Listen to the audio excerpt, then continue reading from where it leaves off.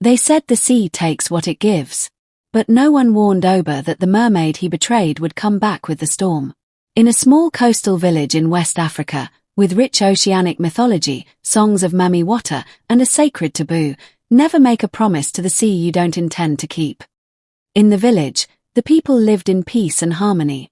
But there lived a young man called Oba. Oba was a poor fisherman, strong, handsome, but ordinary. Oba was known for nothing but his voice. Every dawn and dusk, he sang to the waves. Not for fish, but for comfort.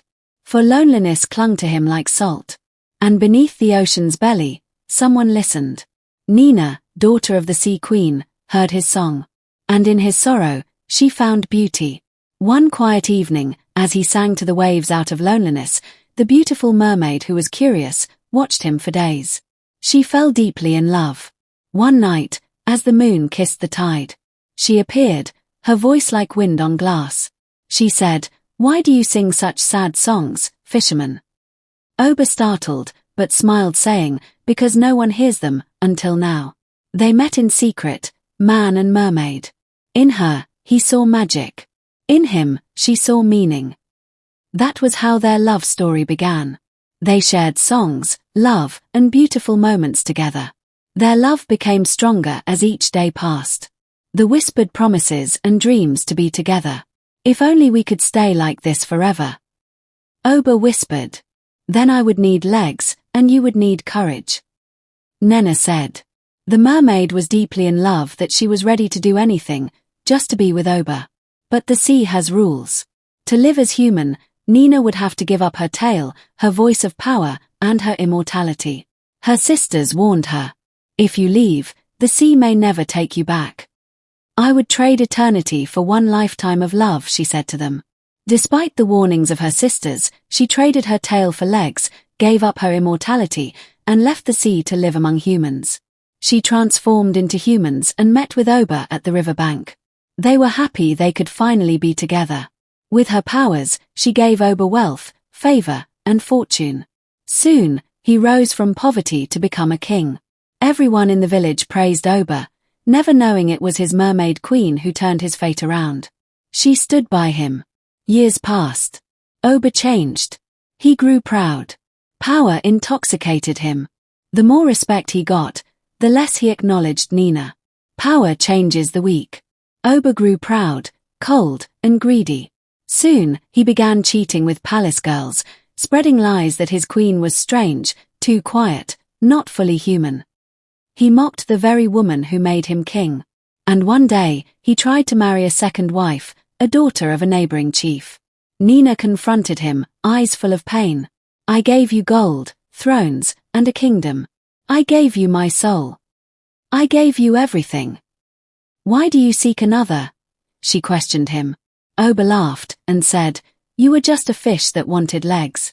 I gave you a throne you could never earn alone, which is the opportunity to live among humans. So be grateful.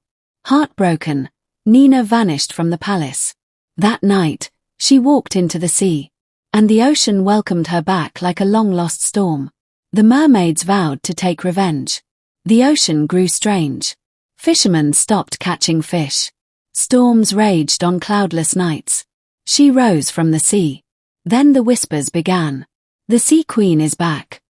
7 moons after she disappeared, a great flood rose from the ocean, swallowing the palace walls. Oba tried to flee, but every door turned into water. From the ocean mist, Nnena returned, not as a woman, but as her true self, a giant mermaid glowing with sorrow and wrath, her eyes like the bottom of the sea. Oba trembled as the ocean swallowed his throne. He backed away, chest heaving, feet soaked in rising floodwater. From the mist, she rose, Nnena, no longer just a woman, but the sea incarnate. Her voice was soft, but every word echoed like thunder. I crossed eternity for you, Oba. I left my sisters. I gave up my tail. My immortality. I made you king when you were just a man with an empty boat. And what did you do? You fed on my love, then spat it out like spoiled fish.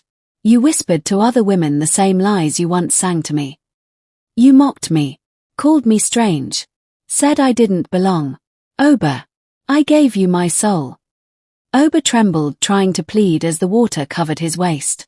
I gave you love, kingdom, life. Now I take back what never belonged to you. You built your kingdom on my heart, she said, eyes burning.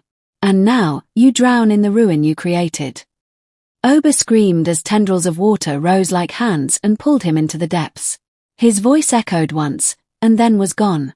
Since that day, no one has seen Oba again. The ocean grew still, but no one trusted it anymore. At dawn, fishermen found only a singing conch on the beach. Some say it moans in a man's voice when the tide rises. A voice pleading, choking, crying out for forgiveness. And the elders say, never betray the heart that chose you over eternity. For the sea may be calm, but it remembers everything. She didn't kill him with fire or blade. She took him away. His name was forgotten by history.